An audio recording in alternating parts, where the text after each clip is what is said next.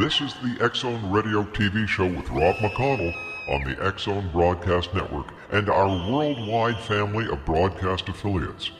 If you have a question for Rob McConnell or his guest, or if you've had a paranormal experience, call toll-free 1-800-610-7035 extension 0 or email xzone@xzoneradiotv.com. On all social media sites, our one address is X-Zone Radio TV.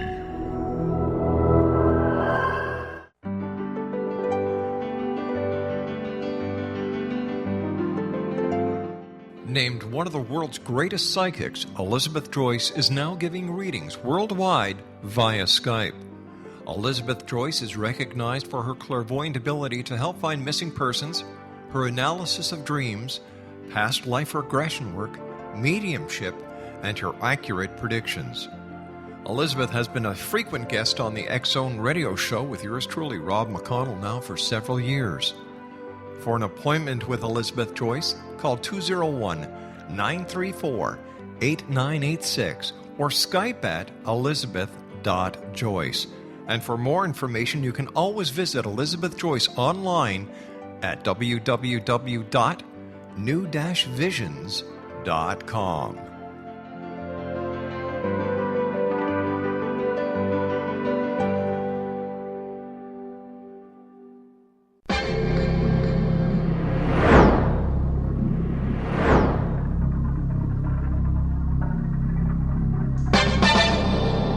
Hi, this is Rob McConnell, and I invite you to join me on Turquoise Radio for the X-Zone Radio Show, a place where people dare to believe and dare to be heard. After 21 years of paranormal TV and radio, thousands of celebrity interviews, and millions of worldwide supporters, I am very excited to bring my show to Turquoise Radio, where together we'll investigate the world of the paranormal to the science of parapsychology and all topics in between. Check out the website at turquoiseradio.com for showtimes. The X-Zone Radio Show with yours truly, Rob McConnell, on Turquoise Radio. And I'll see you in the X-Zone.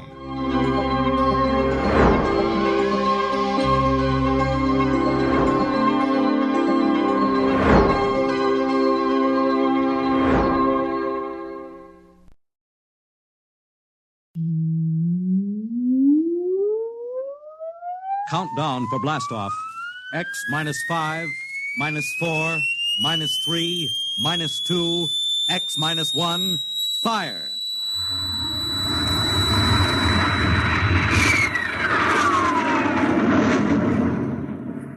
From the far horizons of the unknown come tales of new dimensions in time and space. These are stories of the future, adventures in which you'll live in a million could-be years on 1,000 would-be worlds.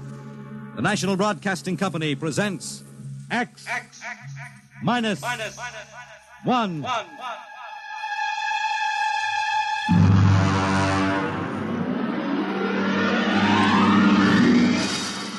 Tonight's story, The Man in the Moon.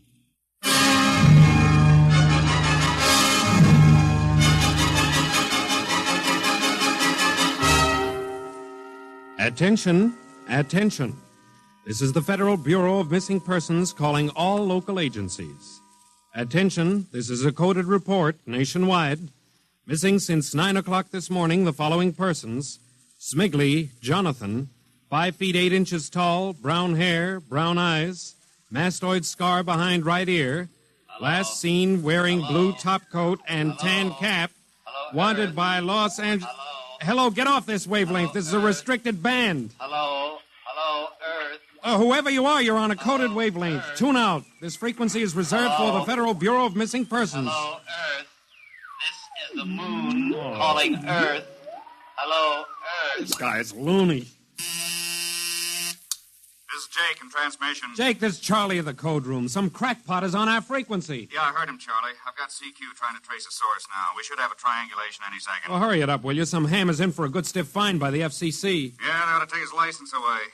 Oh, here comes Lenny with the directional fix. Right. Thanks, Lenny. Hey, what's this? This is impossible. What's going on down there? How about it? Get that ham out of my kilocycles. Oh, listen, Charlie, unless this is a gag, that interference is being beamed from 240,000 miles away. Oh, now, Jake, you know there ain't no such thing as 240,000 miles away. Yes, there is, Charlie, straight up. Oh, now, wait a minute. Charlie, that signal is coming from the moon. Are you nuts? Oh, somebody might be bouncing it like a radar signal. Radar on this frequency? Where'd you study basic radio? Now, listen, Flathead, you asked for a fix. I gave the best fix our instruments can find. Take it or leave it. Somebody on the moon is calling the Bureau of Missing Persons.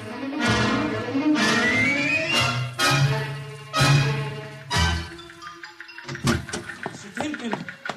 Mr. Timken. What's the sweat, Charlie? Shouldn't you be broadcasting? Listen, Mr. Timken. You know I'm a sober citizen, right? Mm-hmm. Never once have I broadcast with the smell of alcohol on my breath, right? Right. In all your 12 years here at the Bureau, did I once ever... What's the matter, Charlie? We're picking up a message on our wavelength. Well, did you report to the FCC? I ain't got the nerve. Well, what's wrong? You'll scream when you hear this, Mr. Timken. You'll jump right out the window, but... We are getting an SOS from the moon.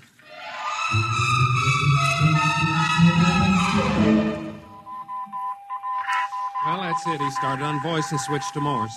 The way the signal repeats sounds like a phonograph record or automatic sender of some sort. Well, what's it say?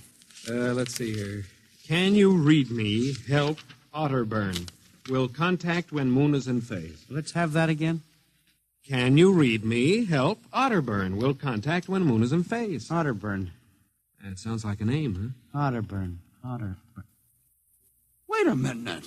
Something registered? Cornelius Otterburn. Holy jumping Jehoshaphat. Hey, where you gone? To talk to the chief. Hey, wait a minute. What are you going to tell him? We just got a CQ from the man in the moon? That's exactly what I am going to tell him, Charlie. Hey.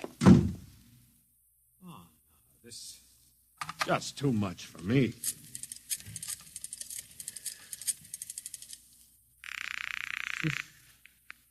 Washington Star-Ledger. Let me have O'Brien on city desk. A moment. O'Brien? Seamus, Yeah? Charlie Starbuck down at the Missing Persons Bureau. You want a hot one? No kidding. This'll cost you a beer, okay? All right, shoot, Noodle Brain. I'll stay on your wavelength for 30 seconds. Okay. We just got a radio message from the moon. Yep. What? From the moon. Call me back when you're sober. Okay, Seamus, if you don't know a story when you see one, I'll send you the name of a good psychiatrist. So long, Orson Welles. How do you like that? You don't believe me.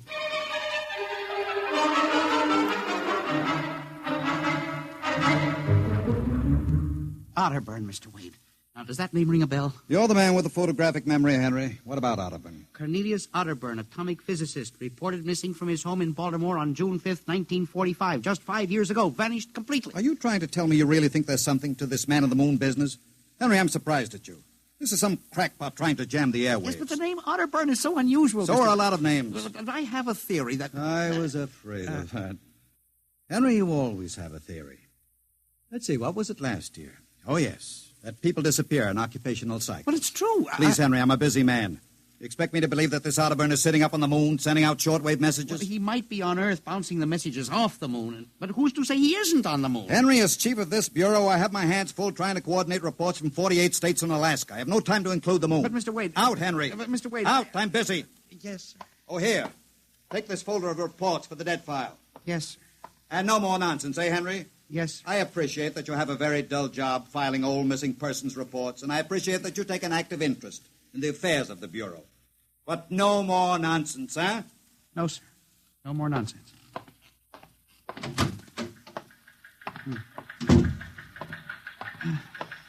Pardon me. You are Mr. Henry Timken. That's my name. Permit me, Jefferson Philo, scientific feature writer. Oh, how do you do? Oh, are you a newspaper man? Not exactly. I write as a hobby. Occasionally the papers give me leads on an assignment. If I may have a moment of your time. Well, certainly. Just sit down at my desk over here. Thank you. My, that's quite a stack of papers. Filing. I'm the records custodian of the Bureau. 12 years and never misplaced a record. Magnificent. I admire the precise mind, Mr. Timken. Of course. Now, Mr. Timken, Mr. O'Brien, the editor of the Star-Ledger, said I might drop by and investigate a rumor. Only a rumor, mind you, that a message from the, moon? Well, we aren't certain it's from the moon. It may be a bounce. They have bounced radar waves off the moon, you know. Yes, I know. I wrote the first newspaper article on it. Really? I'd be interested to read it. I must have a copy in my briefcase. Well, don't bother. Oh, but I insist. Oh, yes. There you are. I'll leave it on your desk. Oh, thank you very much. Now, about this message from the moon, Mr. Timken. Well, now, we don't know for sure, as I said. But I believe that this message, wherever it originates, is from Cornelius Otterburn. The physicist? Oh, do you know him? I once wrote an article on his contribution to nuclear mechanics. A brilliant man, Otterburn. Years ahead of his contemporaries. Well, whoever is sending those signals, if he isn't on the moon, is at least using the moon as a sounding board, bouncing the signal. But why, Mr. Timken? Why? Well, if you will come here tomorrow night at 8, Mr. Philo, we may learn the answer to that question. I've arranged with Charlie, our radio man, to let me use the equipment. May I consider this an invitation? You certainly may. Very well, sir. Until tomorrow night, then. Goodbye, Mr. Philo. Let's see now. Aiken, Abelard, Abramson, Rono, Atch. Well, that's funny. Now, where did this list of names come from? Paul Ahrens, astromathematician. Robert Simons, electronic engineer. Carl Parker, mining specialist. Well, this must have gotten mixed up with the papers on my desk by accident. Peculiar list of names.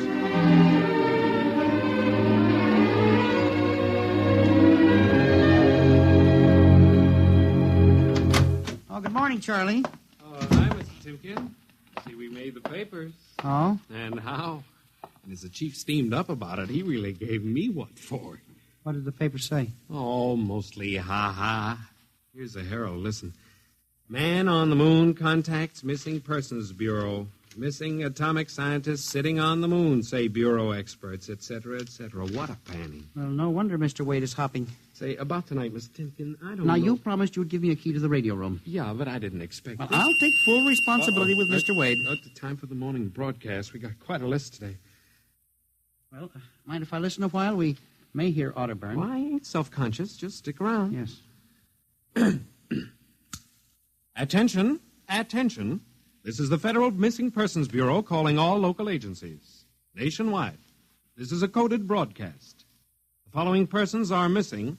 Ahrens, Dr. Paul, What? 5'5", brown hair, brown eyes, scar on left side of chin, thick glasses. Ahrens. Occupation, astromathematician.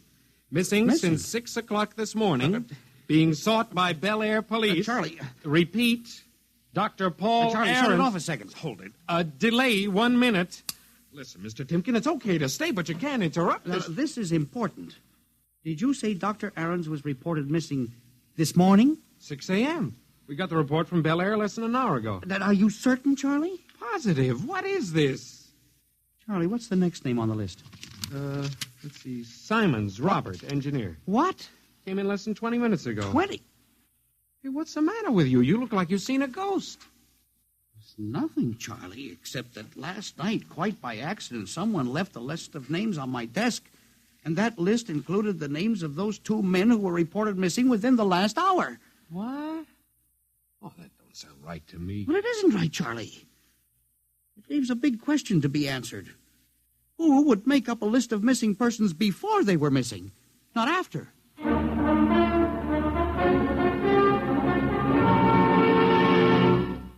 And you say this list of names was left on your desk accidentally? Well, I believe so, Mr. Wade. Do you have any ideas, Henry? Well, it's hard to say. Mr. Philo left some papers from his briefcase. Mr. Philo? Well, a science feature writer. I see. You were the leak on that story, then? Yes, sir, I'm afraid I was. I didn't think it would be treated as a laughing matter. Well, we'll deal with that later. Yes, sir. What's this Philo like? Well, he's a strange old duck, bald, thick glasses, tall. He walks stooped over. Seems to know a great deal about scientific data, but, of course, being a science writer, Is there any other possibility? I believe that this is all hooked up with the broadcast from Otterburn. That seems to be a very remote possibility. The Missing Persons Bureau deals in remote possibilities, Mr. Wade. I do not require a statement of policy. Yes, sir. What's the theory? Well, for some time now, it has been my contention that in a country like ours, where even the cleverest criminal can be ferreted out and located eventually, there is no such thing as a missing person. I was afraid of that. Now, for 12 years now, I have kept the central files, where information from all over the country is channeled and recorded. I have made a private study.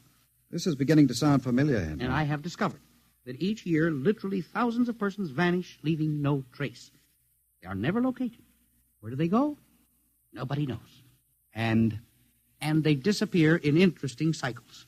what sort of cycles? Occupations, for example. One year we'll have a run on, well, say, coal miners.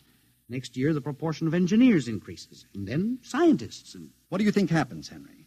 I don't know, Mr. Wade, but I'm beginning to suspect that somebody else has discovered the same phenomenon, even to the point, perhaps, of being able to predict who will turn up among the missing next. Philo? Well, I don't know.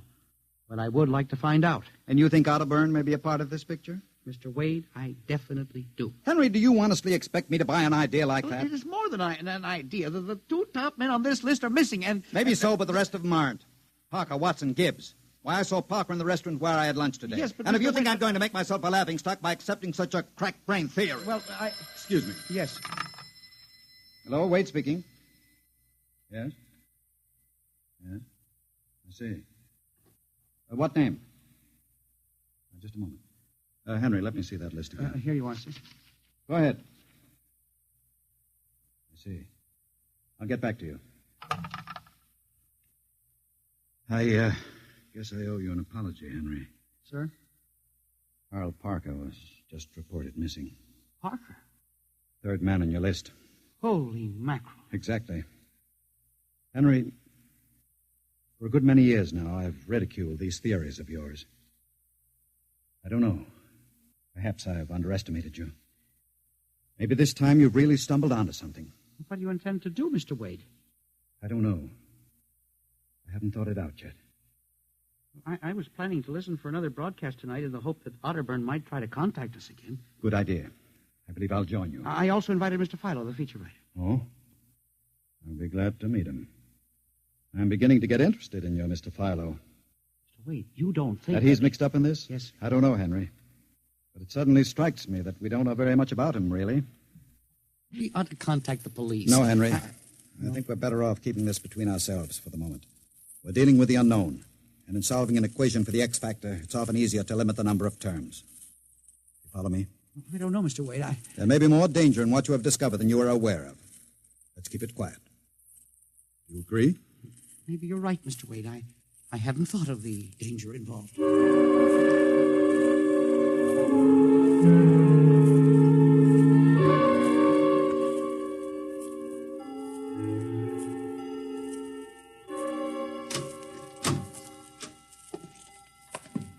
8 o'clock.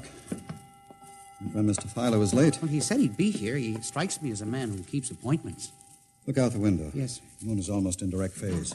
We can't wait much longer. Well, it's a perfectly clear night for transmission. If anybody's sending, we ought to pick it up with this equipment. You'd better switch on the set. Yes. I never realized how eerie this office could be when it was empty. I'll have to light in the hall for Mr. Philo when he comes. Are you getting anything? Just some foreign stuff, I think. That concludes the British portion of tonight's programming from Johannesburg, South Africa. We continue in April.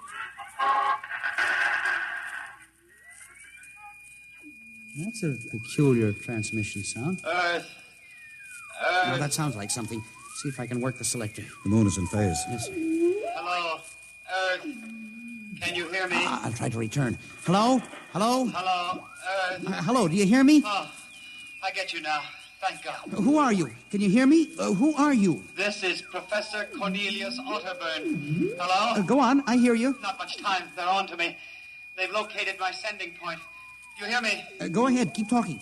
I've only enough oxygen for a few minutes more. Well, where are you? I'm on the Earth side of the moon. You get that? The Earth side of the moon. A volcanic crater. Good. Start that recorder, Mr. Wade. Go on. Explain, please. Explain, Now please. listen closely. There is an Earth colony on the moon. There is an Earth colony on the far side of the moon, made up of renegade scientists and criminals. Professor Ernst Halsman. Halsman, he died in an insane asylum in 1938. Professor Ernst Halsman discovered nuclear rocket power in 1935. Turned his plans over to escaped inmates of the asylum. They took off and set up a colony on the far side of the moon in 1938. Go ahead, we're recording you. Each year, they recruit new colonists from Earth. Slave labor, mostly. I was kidnapped in 1945. Yes, I know. Keep talking. They wanted me to work on atomic drive for their flying disc. Still getting you. Go on. Last month, 6 others and I escaped. Speak louder. You got to stop them. Stop them. Stop who? The moon colony, planning to take over the Earth. Invasion. Oh. Hang on. No oxygen. Hard to breathe. Listen. They have agents on Earth. You hear me? Agents on Earth? Where? Who? Hello? Agents in... Henry, look out. Lights. Someone at the window. Get down. Henry, are you all right? I think so. His shot smashed the transmitter. And the lights. Strike a match. Careful. It was close. I got a look at him. From the description, it was your Mr. Philo. We got a recording anyway, but not the most important part of the message. Poor Otterburn, suffocating to death. Henry, we've got to get you out of here. He said they have agents. Philo was probably one of them. He'll be looking for you now, trying to kill you. The police... You think the police would believe a fantastic story like this? People being kidnapped to the moon as slave labor? Moon colony planning an invasion of the Earth? But Henry, believe me, they'd trap us into straitjackets before we could finish. We've got to do something. We need time. Time to get through. You don't think my theory was bunk then? I know it wasn't, Henry. Right now, my only concern is for your safety. But we can't walk out of here. Philo's probably waiting. Listen, there's a service elevator that leads to the basement garage. Yeah? We can get down there. There are some delivery trucks parked there all night. We can probably get one started. The garage door's off the ramp, work from the inside. We'll start the mechanism and make a run for it. I don't know. I think if we call the police... By the time the police get here, we'll be dead. You think Philo will wait outside all night? Come on. That's an order. Okay. But what about the recording of Otterburn's notes? We'll leave that here in the safe in my office. They'll never get into that. Let's go. You buzz the elevator while I hide the recording.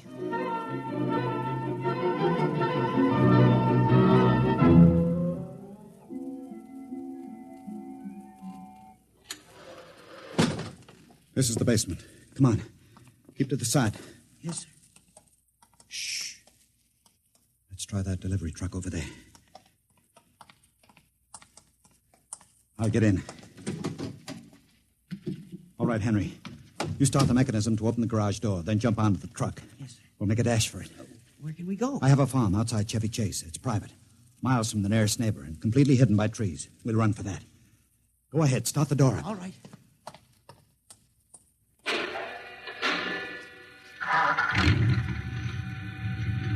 Quick, jump in. There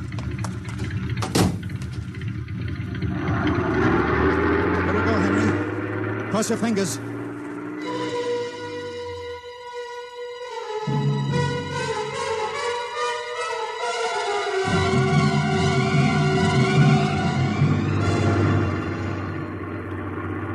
We made it out all right. Anything doing? There's a blue coupe behind us, Mr. Wade. It seems to be following. I'll cut up Pennsylvania Avenue. Now Route 1, toward Baltimore. It is following. He turned with us. Can you go faster? Not much faster. Well, he's gaining on us. I've got an idea. Hang on, Henry. Yes. Why'd you stop? I'll turn off the lights.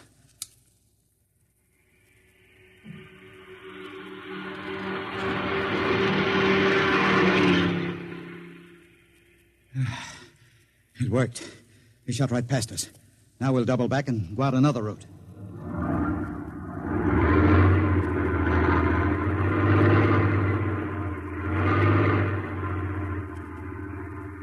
Well, I don't see anything. I think we've lost him. Good. I think everything's going to be all right now. We can be at my farm in less than an hour.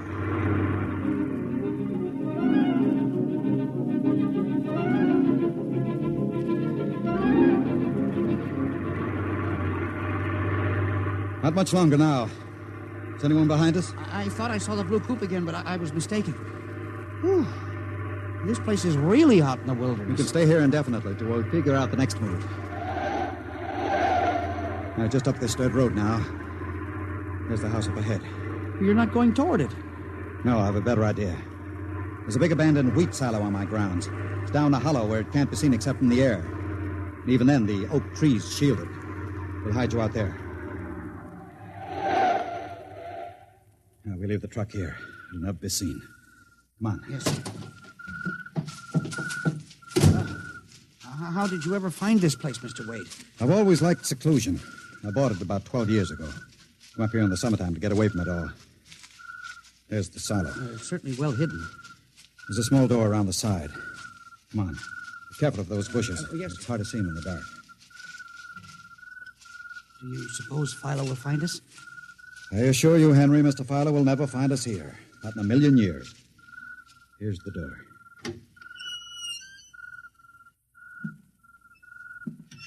It's pitch dark. Hold my arm. I know the way. Just a few steps up, and another door. Steel. This is an unusual silo. Double walled, wood outside and steel inside. Completely fireproof. An army couldn't wreck it. We're inside the inner shell. Careful.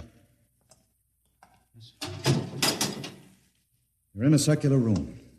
Stay here a moment. I'll go outside and see if the coast is clear. In a moment, your eyes will become accustomed to the darkness. I'll bring back some food and water. Don't be long, Mr. Wade. This place gives me the willies. Just a moment.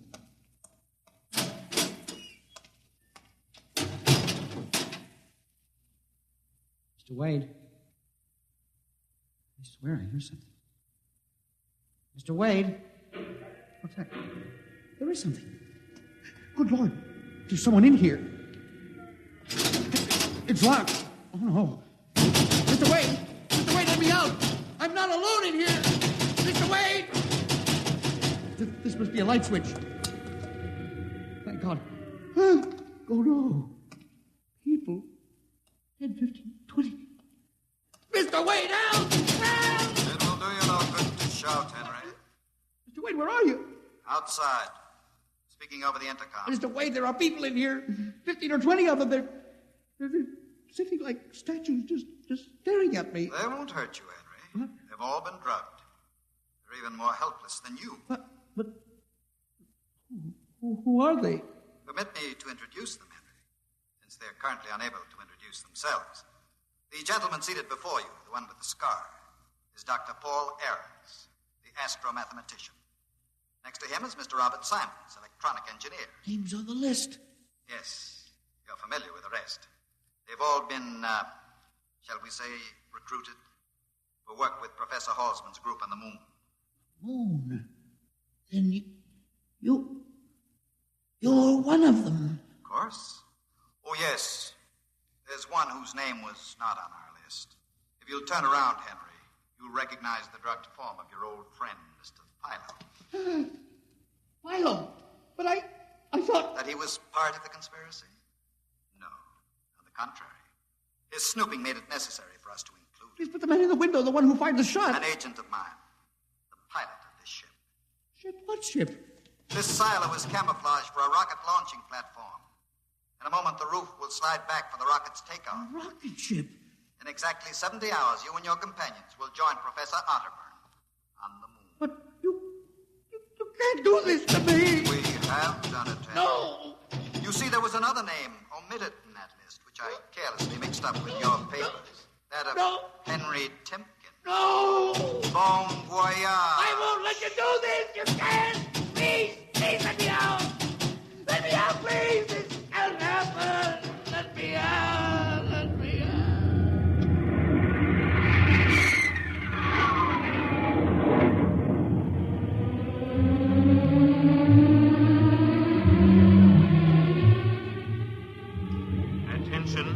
Attention. Missing since 8 o'clock last night, the following persons. Timken Henry, age 45, height 5 feet 8, 165 pounds, brown eyes, slightly balding, occupation records custodian. Repeat, Timken Henry, age 45, height 5 feet 8, 165 pounds.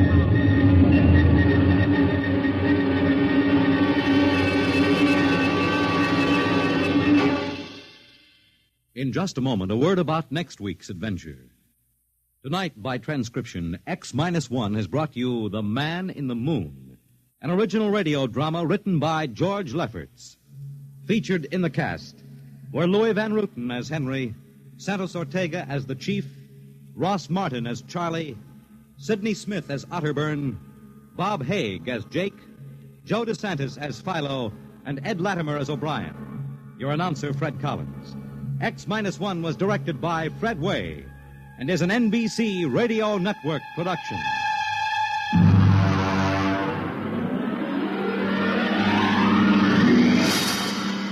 And now, next week, the sign on the window said Perigi's Wonderful Dolls. A woman and a child waited outside. The little girl peering eagerly through the window, and the woman glancing impatiently at her wristwatch, as if expecting someone who was late for an appointment. And there was nothing about Perigi's doll shop to warn them that they were waiting to keep an appointment with Doom at X minus 1.